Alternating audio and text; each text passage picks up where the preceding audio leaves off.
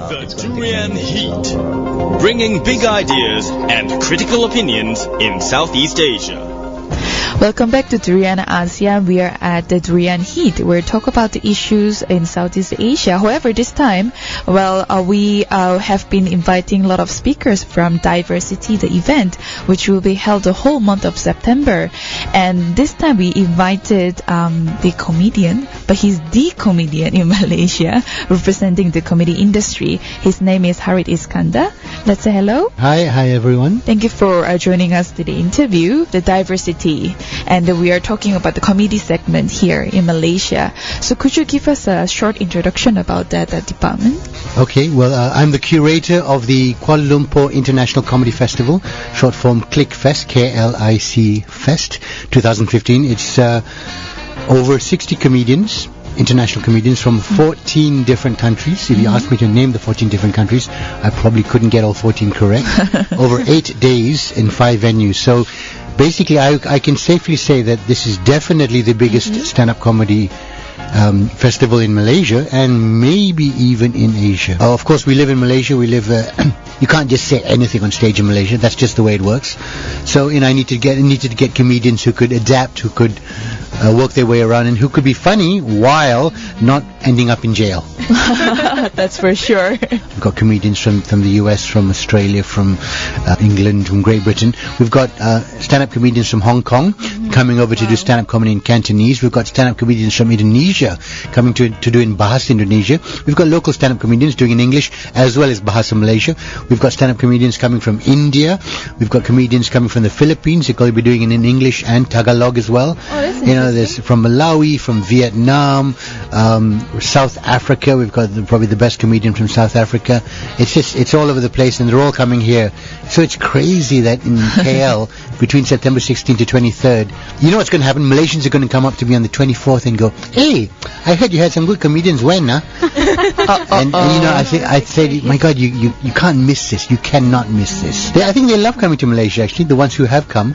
Can you imagine, you're from outside the country, you land in this hot, humid area, and then number one, you're on the streets and you've got food which you don't understand, roti canai and pau and kway teow, which a lot of the foreigners love. And then they look around and they see mountains, they see trees in the city. Not many cities have trees in the city. From outside, love KL more than KL people love KL. Yeah. And you mentioned that a comedian who is funny may not necessarily be good. And at the same time, you have comedians from the US, UK, and we know that in the UK it's mostly a lot of sarcasm and cynics. The style is different. Are you giving them any guidelines or how to adapt Don't to the be too dry. Well, no, the dry sensation. Well, here's the thing. Yeah. When I say good means they can work this out. The good comedians, there are various different levels, but the good comedians will land in the country, and within 24 hours, they want to walk the streets. They want to walk out on the streets. They want to fall over a pothole. They want to go and try that weird chili dish in the corner because that gives them material. They want to talk to taxi drivers. They want to talk to the person at the bus stop. And then in the next 24 hours, they will then work out, okay, they're good enough to work out, this is what will work in Malaysia. And you are right. Too dry, too sarcastic may go over most Malaysians' heads, but the good ones work that out very quickly. I tell you what, some of them say, "Hey, can I come down 2 or 3 days earlier? I will pay for my own hotel room for the first 2 or 3 days." Because singers are different. Singers have a song. You've got in your repertoire, "I Will Always Love You." You could literally show up at the stadium 5 minutes before, get on stage, do the perfect version of "I Will Always Love You," hitting all the right notes, get off stage, get on your plane and leave, and not even know what country you were in, other than going, "Apa khabar Malaysia," and have all the Malaysians go, "Woo!" But that, you could go to a concert in America and you go, "How you doing, America?" And Americans would be like, "Yeah, we're all right. How you doing?" Yeah, but all the local singers, all the foreign singers to do is go, "Apa khabar Malaysia," and people go mental. Yes, of course. They feel that, oh my God, they know our language. They speak Malay. Yeah, exactly. Just to, highlight a few acts, perhaps from the countries that you will love to mention. Well, let me start at the top. We've got this lady called Gina Yeshere. Now, Gina Yeshere is from the UK, but she's based in America now. By all accounts, if you type in top 10 stand-up comedians in the world, you'll get, the Russell Peters, you'll get the Louis C.K.'s, but you'll probably see Gina Yeshere's name there as well. Among the comedians, she's considered one of the best in the world. We've got a guy called Paul Agata from Hawaii. He is personally one of my favorites, probably one of the best I've ever seen. Right. He's been to Malaysia many, many times. He's just fantastic. Let's not talk about stand-up comedy. We've got comedy hypnotists. We've got a guy called Alan Bates coming in. He hypnotizes people on stage. So he grabs you from the audience. Wow. You could be on stage, and the next moment you're answering your shoe, thinking it's a call, and George Clooney's on the other side. Oh la la! No, these are real people from the audience. We have comedy magician Jared Fell from New Zealand. We've got a kids comedy workshop. We've got a wonderful kids comedy workshop practitioner called Rosalind Boyer from Australia. So on Saturday and Sunday, 19th and 20th, she's going to be working with kids between 6 to 12 years old. Start them young. It's just so much out there. We've got some of the best from America, like Butch Bradley and Tom Rhodes. We've got from Malawi, Dalisa Chaponda. You guys could even point out Malawi on the map. We've got a young lady from Vietnam doing stand-up comedy in English, Min Ha. We've got the best of the Singaporeans. It's just a smorgasbord. It's like that buffet where you say to yourself, I'm not going to eat too much, and you end up just eating everything. A lot of acts indeed. Well, we'll take a short break, and when we come back, we'll continue with Harith Iskandar. The Durian Heat, bringing big ideas and critical opinions in Southeast Asia. Welcome back to Durian ASEAN. We've been speaking with Harith Iskandar at our segment, The Durian Heat. So let's continue our conversation here. Perhaps we've been talking about diversity, but let's move on to perhaps Malaysian comedy scenes. When it comes to comedy scenes in Malaysia, how popular is it now compared to perhaps 5 or 6 years ago? Let's put it this way. Now there is a scene. I started in 1991. Before all of you were born. I was 1 year old. You were 1 year old. Thank you very much. Makes me feel so young. So, when I started, there was no stand-up comedy. Right. It didn't exist as an art form in Malaysia. The only reason I knew about it because I had exposure to VHS videotapes of Eddie Murphy, Richard Pryor from the States and all. So we're talking 1991. Let's flash forward. When broadband hit and YouTube was more accessible, I would say 5-6 years ago, that's when the young people like yourselves started catching clips on YouTube and then going, hey, that's stand-up comedy, then pointing at me going, hey, there's a Malaysian doing that. Right. So it's suddenly stand-up comedy became known on a wider level. So I would say the scene, inverted commas, began 5 or 6 years ago. The first, what I would call the second generation. Right. Myself, Douglas Slim, Jit Murad and Aflin Shauki were probably the first generation. The second generation came along with Andrew Neto, Jason Leong, Kavin Jayaram, Punchi Ho. So that is the second generation. They started 5 years ago. They started doing open mics and all.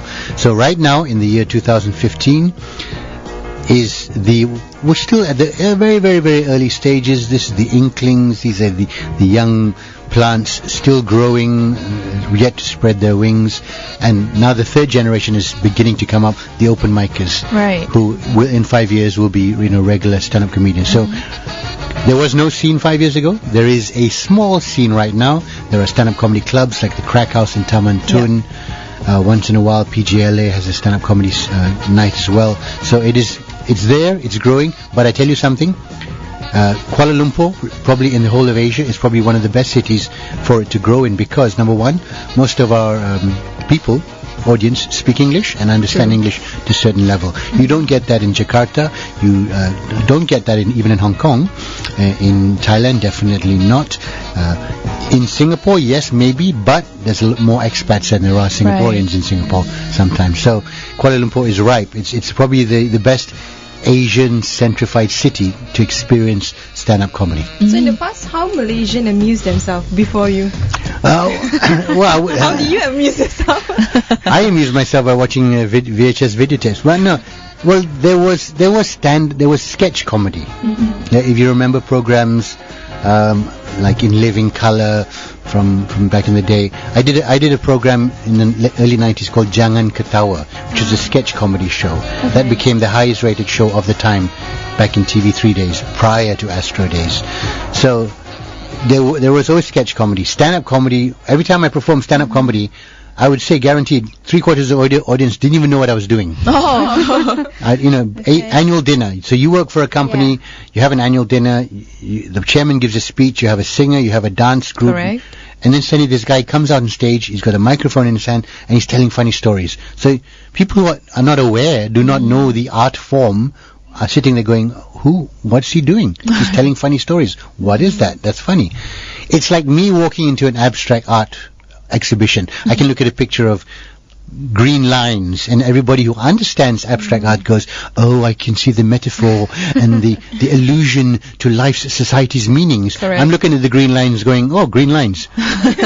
So because I don't understand the art form of abstract art. So it's the same with stand-up comedy. People who did not understand it were watching it, and then in a 30-minute show began to understand, telling funny stories, jokes, punchlines, making me laugh, taking me on a journey. And then after the show, people will come up to me and go, hey, your talk show, very good. Like your talk show. I like your talk show. Because they had no word for it. They didn't know what it was. Now they go, hey, you are like Russell Peters. Because that's their reference. Right. The majority of Malaysians have one reference. That's Russell Peters. That's true. That's what they understand. So I go, hey, fine. They go, you're just like Russell Peters. I go, well, no, actually, he's just like me. You started it first. Here's the thing with stand-up comedy. It's a bit like food. For example, when I was single, my stand-up comedy consisted of material about being single. Now that I'm married, I have a different style of stand-up comedy. It'd be weird if I got on stage and talked about picking up chicks. However, the younger stand-up comedians, like Kiran Balandevan or someone, would get on stage and he'd be talking about his hatred of Bruno Mars' Grenade, because he would relate to it in a more direct level. Right. I can't get on stage and talk about trance and dance music unless I went to Zouk one night and experienced it, because that's not my life. So the taste is different, the material is different, and the important thing about stand-up comedy is to be authentic. However, even if you're not married, if you hear someone who is married talking about the kids and they're funny and they're smart about it, you can laugh. But as long as you're clever and you're smart about it, and as long as you can bring someone with you and they follow you through the story, then you can talk about anything. You've mentioned that more generations are coming up to become stand-up comedies and to share their stories, but in a funnier way, a bit more wittier way. But what are the elements that do comedians need to have? What are the elements they need to have? Yeah, not only being funny, but you also mentioned being smart is another element. You got to be smart, honestly speaking. That's one thing that you don't realize, actually. If you look at the best stand-up comedians, worldwide, you take people like Robin Williams, Jerry Seinfeld. These are the people who've, created legendary status for themselves. Even Jim Carrey, he may look like a doof on stage, but if you read about them and you get to, their personal lives, you find out that they're actually very, very, very smart people. Because comedy is one of the hardest things to do. Let's put it this way. If you had a singing competition right now in this studio and you opened it up, you'd have, instantly 200 people lining up, and you would find maybe 6 who can actually sing quite well. If you had a comedy competition, you'd have 30 people lining up and probably none would be good. Right. That's because I tell you why. Zero-sum game, that means comedy.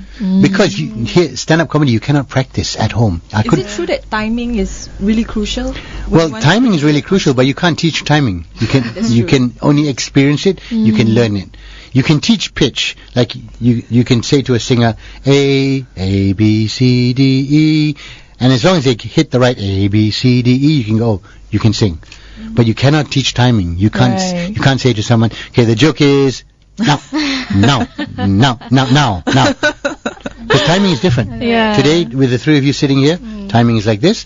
A crowd of 100 people, it's a different timing. Right. That is a crowd of 1,000 people, different timing. Do you think the type of comedy that is being delivered in Malaysia, is there a diversity of it, or do they center around the issue of race, religion?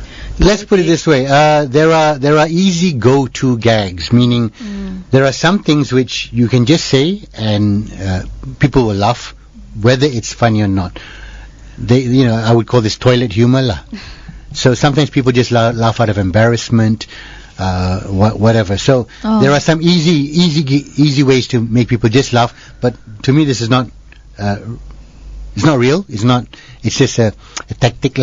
It's like asking someone, hey, everyone clap your hands. When the DJ goes, everybody clap your hands. So when everyone claps their hands, they go, look, everyone's clapping their hands. I go, yeah, but you just told them to.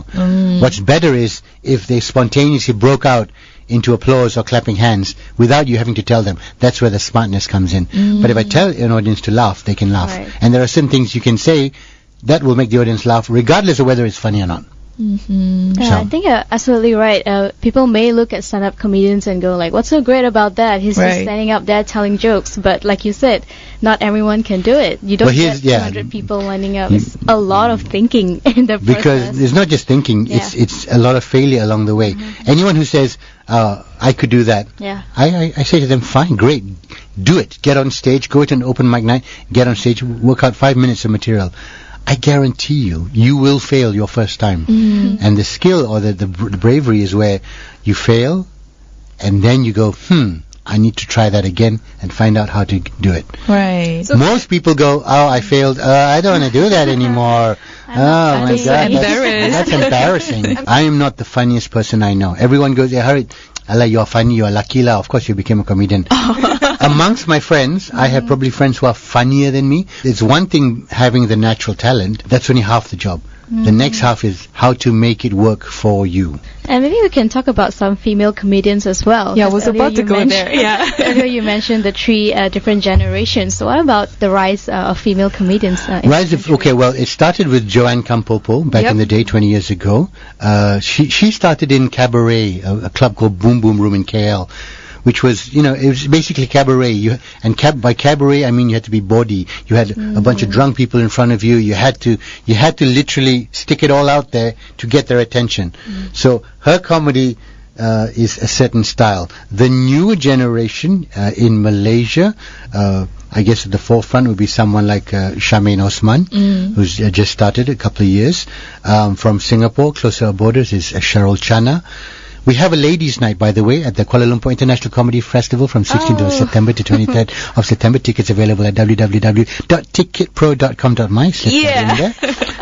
We have a ladies' night. So we've got, I think, 6 women stand-up comedians. Wow. Yes, by the nature of the job, there are probably not as many women, female stand-up comedians as there are men. Now you've got Amy Schumer, coming up. You've got Tina Fey. So now there seems to be a shift in the perception, in the belief that women are not funny. Previously, it was a belief. It was, you know what? Women are not funny. And if you tell 100 women they're not funny from the day they're born, by the time they reach 18, they're thinking to themselves, I'm not funny. You see what I mean? Now, if the women who are born now, during Tina Fey's time and Amy Schumer's time, you say to them, hey, look at these women, they are funny. They grow up thinking, I can do that. I can be funny. So by the time they're 18, 17 or 18, they're actually believing they can do that. That's how it works. It's all about belief. But I think even speaking in a Malaysian context, I guess when you think of stand-up comedy, most people would think of Harith Iskandar and not really Joanne Kam or a female icon. Well, because I've been doing it for 24 years, so. Well, so Joanne's 4 years behind. well, no, she's been around as well, about 20 years. Yeah. But I think my point is it goes back to the whole paradigm change as well, change in mindset. It's also it's a cultural thing as well. Yep. Like when I watch a woman suddenly do silat, to me suddenly it becomes more impressive than a guy doing silat. And another thing that I find it very interesting is the rise of Malay comedians speaking Malay. Okay, stand-up comedy in Bahasa Malaysia has just started, like literally 1 year ago, just started.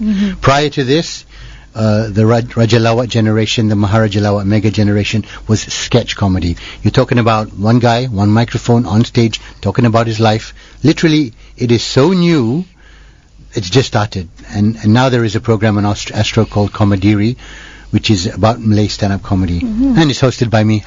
So... But it's literally, we are talking 1 year old. So it's going to explode. I guarantee it. But the audience, the Malay speaking audience, I'm not talking about I'm just talking purely Malay speaking audience, are very unfamiliar with it. So it's going to take them a while to get into it. All right, that was very interesting. Let's continue our conversation after this short break. We'll come back. The Durian Heat, bringing big ideas and critical opinions in Southeast Asia. Welcome back to Durian ASEAN. You are with Grace. And this is Arlene. Hi, this is Gowri. So we are at the Durian Heat. We've been speaking with Harith Iskandar, the god comedian father in Malaysia. So we've been covering quite a lot of stuff from the Malaysian scenes to international. We are now focusing on the Malay comedian scene that we've just shortly talked about it. So let's continue from there. So the Malay comedian scene just started. You mentioned 1 year, and then you say it's gonna explode. But then, of course, when you're talking about population in Malaysia, Malay community is still larger than any other community. But how are you going to penetrate the community? Okay. Yes, the Malay-speaking audience is very large out there. It's untapped in terms of stand-up comedy. It will take them a while, but it's programs that are coming up now, like Comedy I mentioned on Astro Warner, where for the first time Malay-speaking comedians Malay-speaking audience get to watch Malay-speaking comedians talking about Malay-centric issues. Pantuns, growing up in the kampung, stuff which affects them. They're going to hear the voice of the Malay stand-up comedian speaking to them. Now, like with anything, it's going to take a while for the taste to change. Right. So, if you've been having sausages and eggs for your whole life as breakfast, to suddenly be handed a plate of white rice with a little bit of chili and a cucumber and an egg, which we all know is delicious because it's nasi lemak. Yeah. But if you eat it as a mat saleh, even mat salehs in the country will have to be here about a year or 2 years before they go, you know what, I like nasi lemak. Right. Because they're just grown up with sausages and eggs and mashed potatoes. So, like I said, this will take a while for it to seep in, but I believe once it does, because actually these young Malay stand-up comedians doing in Malay language are really, really smart people. Right. Even like some of them, I don't even understand what they're saying because they are way smarter than me. So it's exciting. But comedies, in general, is a reflection of the social norms. Yes, I believe. In general, of the society or the community they are part with.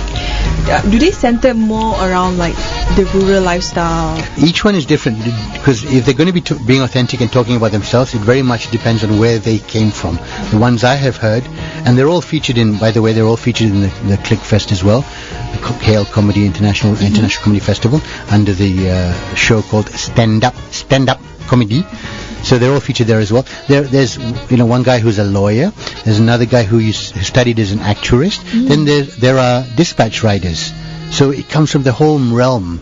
The lawyer stand-up comedian, whose name is Sulaiman, will be talking about law things in Bahasa Malaysia. Whereas the ex-rumpet guy, who is a dispatch rider, he'll be talking about his rumpet stories in Malay. So on the same stage, different come-froms, different values, but all smart and all speaking from the heart, which is very important for stand-up comedy. Do you think the female Malay comedian will come up? Okay, there are a couple of young female. They're not doing stand-up per se. They've been doing sketch comedy, right. But I've identified them. One of them her name is Zulin. Another one is Sherry. They have the skill. I say to them, they've got the brains, they've got the skill to take what they've sketch comedy style and to translate it into stand-up comedy style. Because a lot of them just have a fear. Oh, tak tahu macam mana nak buat lah. I've not seen it. Who else is doing it? Because they're basing who they've seen it. Right. And I say, look, there's no one out there doing it. No other woman doing it in Malay. Not there, not existing. You guys will be the first. We'll be asking the exact same question. Yeah, so that's what they're asking for me. Can I do this? And it's only, it's an invisible barrier, it's an invisible wall, only because they have no reference point. Right. And I'm saying to them, you will become the reference point. You will break through that wall where other young girls speaking in Malay will suddenly go, hey, Zulin's doing it, Sherry's doing it, I can do it too. Here's the thing with Indonesia. I was there 4 years ago. The stand-up comedy scene at that time had just started. And I met all these young kids then 4 years ago. Today, 4 years later, there are in Jakarta alone 200 stand-up comedians. Wow. Because the population is huge. So by nature, anything that picks on grows very fast. We have 30 million in the entire country. We've only got about 6 million in KL. I think there are 30 million people in Jakarta alone. That's just Jakarta. So it grew very fast, and I think we're getting the best 6 of them to come over here. They're going to be here in a show called Gelak Yapak, which is at the Kuala Lumpur International Comedy Festival from 16th of September until the 23rd of September. Tickets available from www.ticketpro.com.my. There's a comedian mime group. They're called Ong Owls. They were huge in Melbourne. I saw the video clips. They've just got back from Europe. They are going to be massive, and so I encourage everyone to catch them. It's visual comedy, but they're very technical. They're very smart, and when I say visual comedy, meaning you don't even have to understand any language. You can understand and you can laugh with them. Ong Owls, you can just YouTube them. Do not miss them at the Kuala Lumpur International Comedy Festival from Korea. Being comedian, it's a form of art. Not only being a smartness or a smart will make you a comedian, you also need to be creative at the same time, you know. It's the only art form where your feedback from the audience is immediate. As a stand-up comedian, the moment you're on stage, the moment you are funny, people laugh. Yes. The moment you are not funny, people don't laugh. So your feedback is instant. No matter how funny the joke is, there's always that one idiot that doesn't laugh. There's what I call the one hantu, the ghost, which he's sent to every one of my shows, and he gets the seat in front and he gets the seat in the middle. Oh no! So 9,999 people can be laughing, and there's 1%, and he's standing there, arms crossed, looking at me. I don't get it. He's challenging you. He's challenging me, and he's at all my shows. I don't know. He changes his hairstyle, changes his glasses, but he's there. Oh, he's definitely the hantu then. So diversity, let's go back to our original topic here. So this is the first one, and the second one and third one will come along, right? Hopefully. Diversity, the Kuala Lumpur International Arts Festival, this is the first year. For me, it's a 10-year plan. I want this festival, the KLIC Fest, to be on the comedy map. So all the comedians across the world think to themselves, you know what, I want to go and perform at the Melbourne Comedy Festival, I want to perform at the Edinburgh Comedy Festival, I want to perform at the Montreal Comedy Festival, and I want to go to the Kuala Lumpur Comedy Festival. Right. If I do these 4, I would have conquered the world. I want Malaysia and Kuala Lumpur Comedy Festival, International Comedy Festival, to reach that stage in 5 to 8 years. Oh, that's amazing. It's like a chief Grand Slam. Yes, of course. It's like, yes, exactly. It's like, you know, it's part of the Grand Slam. I think like even in Penang, Josie Day has worked so hard to put Georgetown Festival that international artists are thinking, well, hey, I want to go to Georgetown is you know, legendary in this region, definitely. You get all types of people there, and people already know it. They may not even know Malaysia, but they will know Georgetown. I want to make it, you know, work that way. Like Sepang. F1 fans know Sepang. You ask them to point out where's Malaysia, they might not be able to do it, but they know Sepang. That's what you want to do. I want people to go KLIC Fest. Oh, yeah, that's in Malaysia. Yeah. Let me go there. Okay, so let me try this before we end our interviews. Right. I feel like pressing the button here, then Harith Iskandar will give us all the information, just like he's been doing. Okay? Stand by. Stand by. 1, 2, beep. Kuala Lumpur International Comedy Festival, September 16th to September 23rd. You can get your tickets from www.ticketpro.com.my, or if you want to get all the information, go to www.klinternationalcomedyfestival.com. klinternationalcomedyfestival.com, and all the information is there, all the shows are there, and all the links are there. So, like I said, over 60 comedians, 14 different countries, 8 days. The venues are 3 in Publica, 1 in Taman Tun, and the Berjaya Times Square Hotel. It's going to be the best 8 days anyone could ever spend, seriously. Yeah. The Malaysians, we need to laugh. We really do. Of course. A lot of things happening in this country. Take your word for it. Yes. So all the best, Harith Iskandar, and thank you so much. Thank you.